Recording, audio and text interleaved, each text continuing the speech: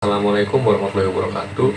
Saya dari kelompok 7 dan teman-teman saya dari kelompok 7 yang beranggotakan Rafli Harsa, saya sendiri, ada Otan Julima, Ahmad Al-Hadi, Aditya Irfan Maulana, Fatan Warubu akan mempresentasikan tentang strategi manajemen konflik di lingkungan sosial, yaitu komunikasi personal antara ibu dengan anak tiri. Dan kemudian untuk penjelasannya dan contoh kasusnya akan dibacakan oleh teman saya. Halo, saya Otan Julima, mahasiswa Universitas Bhayangkara Jakarta Raya, Fakultas Ilmu Komunikasi. Di sini saya ingin presentasikan hasil PowerPoint dari kelompok saya, dari kelompok 7, yang bertemakan strategi manajemen konflik komunikasi interpersonal antara ibu dengan anak tiri.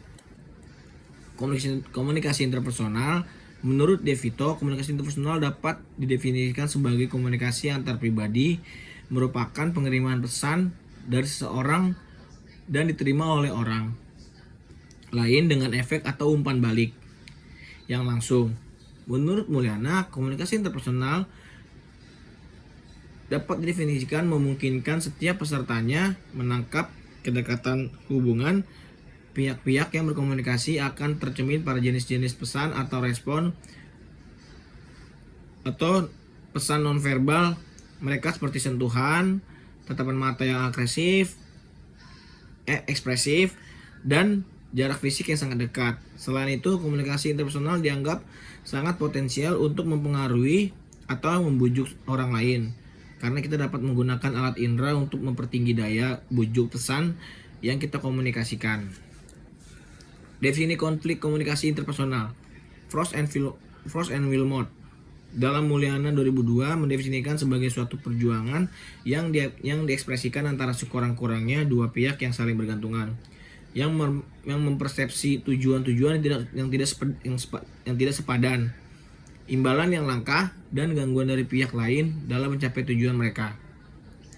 Konflik berasal dari kata confligrate yang artinya bersama atau saling, dan fligere yang artinya tubruk atau bentur.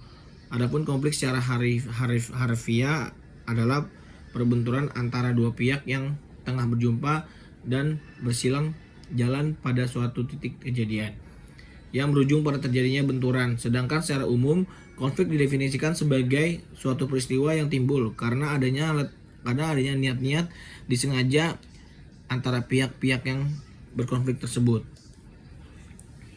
Manajemen konflik komunikasi interpersonal, De Vito tahun 2007 juga menjelaskan bahwa variasi dari keahlian dalam menyelesaikan konflik, misalnya active listening, mendengarkan secara aktif, merupakan keahlian dapat digunakan secara luas dalam situasi konflik.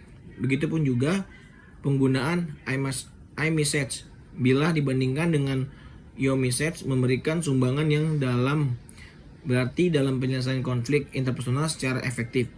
Tentu saja, karakteristik dari kompetensi interpersonal yang terdapat dalam lingkup kemampuan pemahaman interpersonal melalui tulisan akan menjadi teknik penyelesaian masalah yang jelas dan efektif. Pembahasan berikut ini akan menjelaskan strategi yang perlu dilakukan ataupun dihindari. Strategi manajemen konflik interpersonal adalah strategi menang kalah dan menang-menangan, win-loss, and win-win strategi. Strategi menghindari dan melayani pertengkaran, avoidance, and active fighting strategi.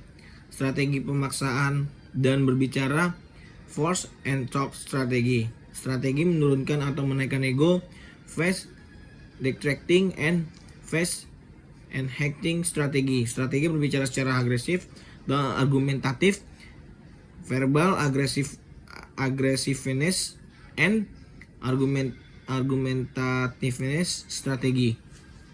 Menurut De Vito 2007. Analisis dan interpretasi. Halo, saya Ahmad Aldi. Saya akan melanjutkan presentasi dari teman saya, Otan Julima. Analisis dan interpretasi. Win-loss and win-win strategi. Setelah Lia menyelesaikan pendidikannya di tingkat SMA, terjadi konflik komunikasi interpersonal antara Leni dan Lia terkait dengan rencana masa depan Lia. Leni memaksa Lia untuk melanjutkan pendidikannya ke tingkat perguruan tinggi. Namun Lia bersikeras menolak keinginan Leni untuk melanjutkan pendidikannya. Setelah konflik yang sama, akhirnya Lia bersedia kuliah. Meskipun Lia hanya menjalani pendidikan di sebuah perguruan tinggi swasta di Surabaya selama 3 tahun. Menurut hasil wawancara dengan informan, Lia berada pada posisi kalah karena Lia tidak bisa mempertahankan pendapatannya untuk tidak melanjutkan pendidikannya ke perguruan tinggi. Sedangkan Leni berada pada posisi yang menang, sebagai pihak yang menang karena dia berhasil membuat Lia menerima pendapatnya untuk melanjutkan pendidikannya.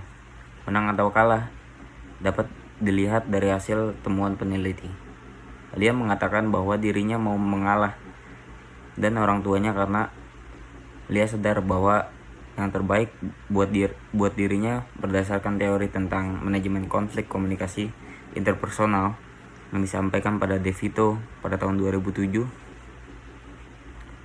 Konflik komunikasi yang memperselisihkan tentang rencana bagi Lia untuk melanjutkan ke perguruan tinggi ini menggunakan strategi win-lose. Karena Lia menuruti kemauan dari Leni untuk berkuliah berdasarkan teori konflik komunikasi interpersonal yang disampaikan oleh Verderber dan Fink 2007. Konflik yang terjadi ini bisa dikategorikan sebagai polisi konflik, yaitu konflik interpersonal yang terjadi sebagai akibat dan ketidaksepakatan atas suatu rencana. Force and talk strategi.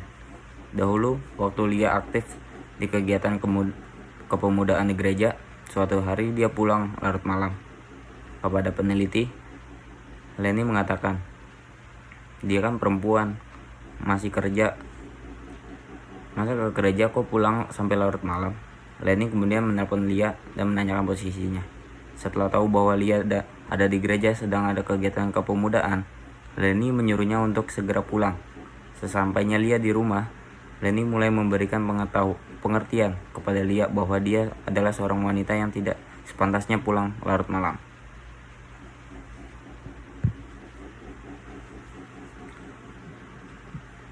Hal ini merupakan perselisihan persoalan yang mereka berdua sama-sama sadar bahwa konflik tersebut muncul hanya karena tidak ada pihak yang mau mengalah. Menurut peneliti, kejadian konflik komunikasi interpersonal ini merupakan suatu bentuk perselisihan yang hanya memperlihatkan ego Leni yang sudah terlanjur marah kepada Lia melalui telepon. Dengan demikian, ketika Lia memberikan pendapatnya yang sebenarnya tidak bisa diterima oleh Leni sebagai hal yang benar, Leni berusaha mempertahankan ego agar tidak merasa kalah.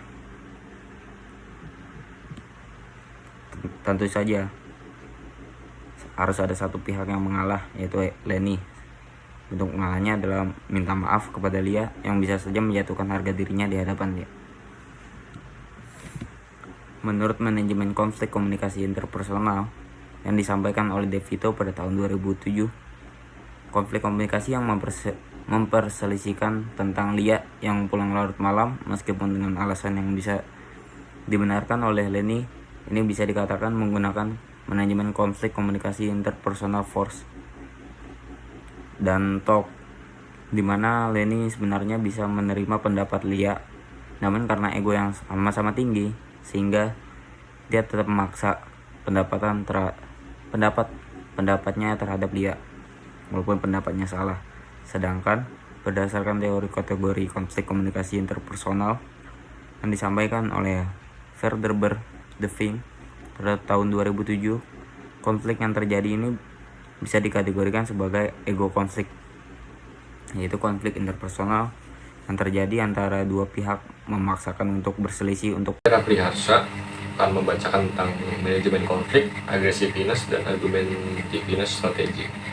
Data konflik komunikasi interpersonal antara Leni dan Lia lainnya berhubungan dengan cara berkomunikasi yang dianggap tidak patut. Salah satu contohnya adalah peristiwa yang terjadi pagi hari sebelum wawancara dilakukan oleh peneliti terhadap Leni. Saat itu Leni bertanya kepada Lia apakah sudah sarapan.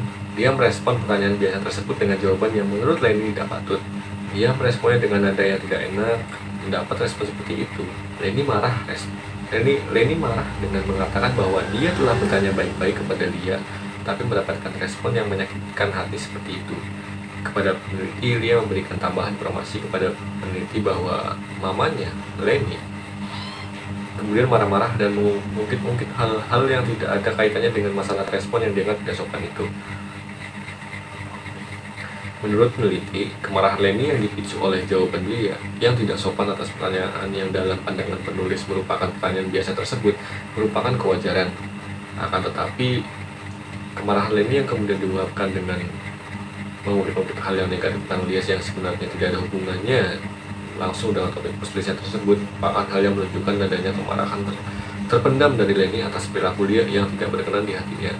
Manajemen konflik komunikasi interpersonal yang digunakan dalam mengakhiri perselisihan ini adalah kemarahan Leni yang melebar, membahas tentang hal-hal yang tidak ada hubungannya dengan sumber persoalan.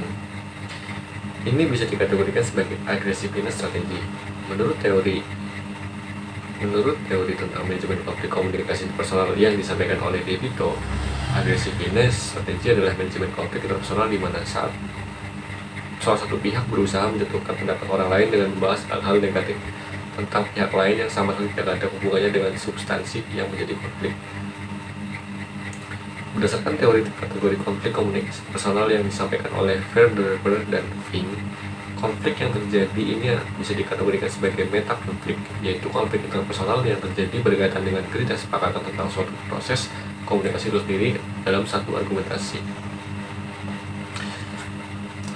Tadi adalah penjelasan tentang aggressiveness dan argumentativeness strategi. Kemudian saya akan jelaskan tentang kesimpulan dari manajemen strategi yang sudah dibaca oleh teman-teman saya sebelumnya. Dan kesimpulannya adalah dari pembahasan yang telah dilakukan mengenai fenomena manajemen konflik komunikasi personal antara ibu dan dengan anak tiri yang merupakan anak kandung suaminya dengan wanita lain, ditemukan konflik-konflik yang merupakan anak kandung konflik komunikasi interpersonal antara Leni, ibu Madul, dengan Lia, anak perempuan yang merupakan anak kandung suami Leni dengan perempuan lain. Konflik-konflik komunikasi interpersonal tersebut adalah jenis konflik komunikasi interpersonal pseudo konflik perselisihan karena adanya gangguan yang mudah diselesaikan. Kemudian ada fake konflik perselisihan karena kebenaran atau akurasi informasi. Value konflik perselisihan karena adanya ketidaksepakat tentang kepercayaan yang mendalam.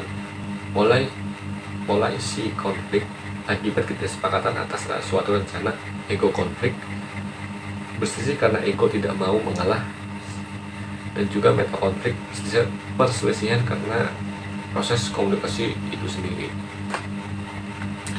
Berdasarkan analisa dan interpretasi data oleh peneliti, manajemen konflik yang digunakan dalam semua data konflik komunikasi interpersonal yang dikumpulkan oleh peneliti mencakup win-loss and win-win strategies, avoidance and activating strategies, force and task strategies, fast tracing and fast enhancing strategies, aggressiveness and argumentativeness strategies. Manajemen konflik yang pertama yaitu win-loss and win-win strategies. Peneliti melihat bahwa manajemen konflik komunikasi interpersonal ini diambil pada saat konflik interpersonal terjadi dan kemudian secara jelas terlihat siapa pihak yang benar atau salah.